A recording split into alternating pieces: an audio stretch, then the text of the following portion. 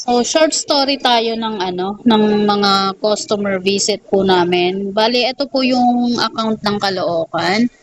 Ginagamit ko pa din po kasi siya dahil yung mga customer namin is nasanay na din talaga sa akin. So, may mga customer po ako dito na talagang sa akin nagpapagawa. So, tapos medyo matagal na silang hindi nagpapagawa. So, isa-isa ko po silang minessage. Bali, umpisahan muna natin dito sa eto kay Ma'am Patchwork, may naman po kami nito, may ongoing inquiry. Ang papagawa niya po is yung eco bag.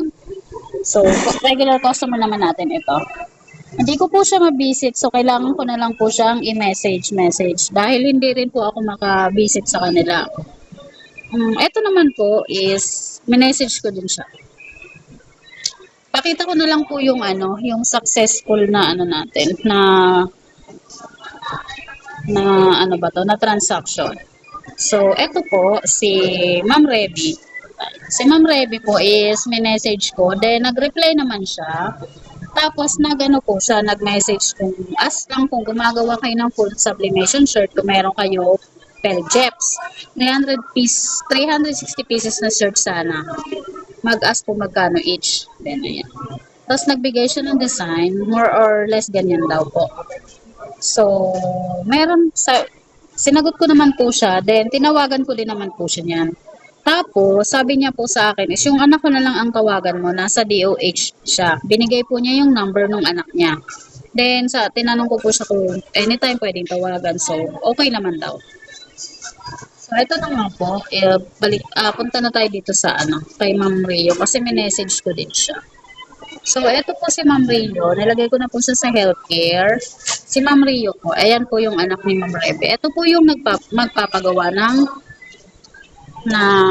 full bleed. Bali po tinawagan ko po siya. Tapos, kaya lang kasi hindi ko po kasi na-record yung usapan namin. Then, bukod po dun sa full bleed, nagpapasend din po siya sa akin ng mga sample ng mga t-shirt natin, t-shirt color. Sinend ko naman po sa kanya yung size chart, available color. Yun. Then, kasi bukod po daw dun sa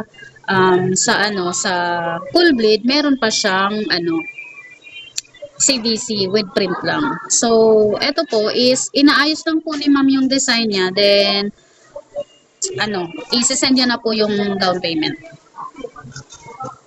So, yun lang po. Isang successful po siya na pangungulit kay customer.